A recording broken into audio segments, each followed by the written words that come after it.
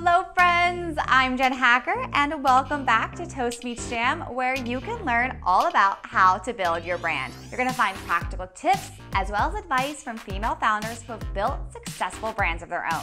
And very cool for you, you're catching me in the middle of a special series I've partnered with Fiverr on to show you guys how to build a brand from scratch in just 8 weeks. Bananas. Or in this case, slippers. That's right, I'm taking these beautiful fluffies and building up a brand around them.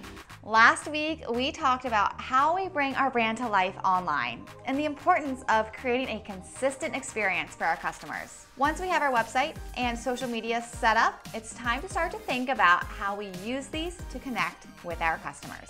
Now, if you've spent even a little bit of time studying marketing, branding, or even blogging, you've likely heard a lot of talk about the need to create original content.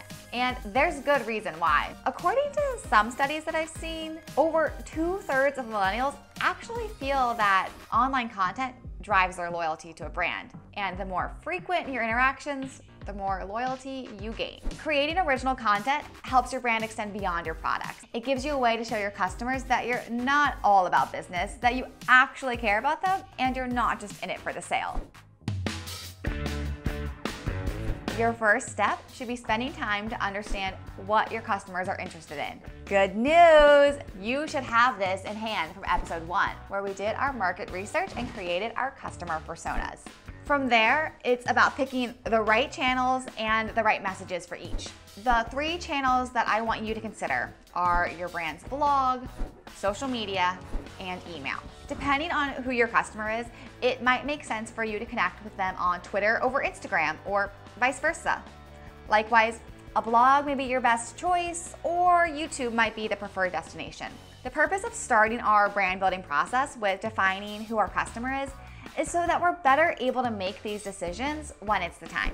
When you've decided where you want to connect with your customers, the next step is to map out what you want to say and when you want to say it.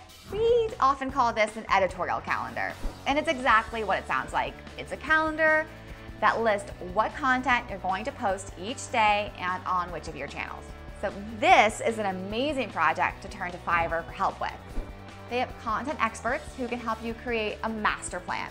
In fact, here's a look at the editorial calendar I had created for my brand. You can see here how there are different tabs for each channel and how they've really clearly laid out what type of content I should be creating.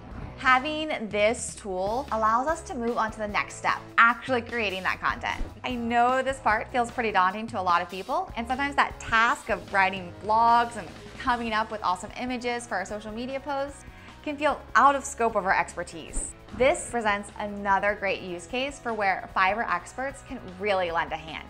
Getting creative help, in fact, is the #1 reason I go back to them over and over again. You can find skilled copywriters, graphic designers, and social media experts. If you've gone through the steps to establish your brand equity and define your brand identity, then whoever is working with you will have clear guidelines on the look and tone of your brand. When you visit my new brand's website and social media, you'll see content that has been created by my extended Fiverr team. Now, you've heard me preach it before, but I'm gonna say it again. Great branding comes down to consistency.